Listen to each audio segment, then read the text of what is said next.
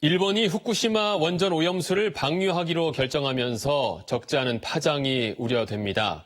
오염수가 방류되면 200일쯤 지나서 제주에 가장 먼저 유입될 것으로 예측되기 때문입니다.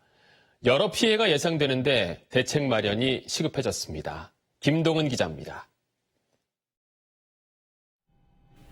일본 정부가 후쿠시마 원전 오염수를 바다에 방류하기로 최종 결정했습니다. 제주는 이 원전 오염수의 가장 직접적인 영향을 받을 가능성이 높습니다.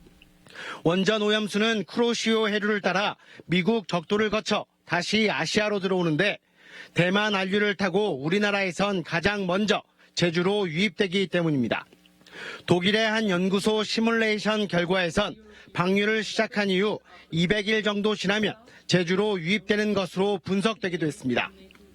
하지만 일본이 핵심 정보를 공개하지 않아 태풍 등 계절적 영향과 미세한 해류 흐름 등을 고려한 분석은 한 번도 이루어진 적이 없습니다.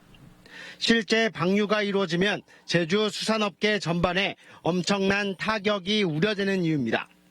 해양 생태계에도 영향을 미치고 방사능 물질이 수산생물에 피복이 되기 때문에 우리나라뿐만 아니라 제주도민들이 그 수산물 기피 현상이 발생하지 않을까 그렇게 생각을 하고 있습니다. 원희룡 지사는 이번 원전 오염수 방류 결정이 인접국에 대한 폭거라며 강하게 규탄했습니다. 법적 대응을 비롯해 부산과 울산 등 다른 지자체와 함께 대책위를 구성하겠다고 밝혔습니다. 이제는 말로 아니라 행동할 때가 되었습니다. 저는 우선 제주에 주재하고 있는 일본 청용사를 초치하고 일본 대사와의 면담을 통해 강력한 항의 의사를 전달하겠습니다. 관련 대책 마련도 시급한 상황입니다. 그동안 제주에선 1년에 2차례 정도 방사능 물질 오염수 조사를 해왔습니다.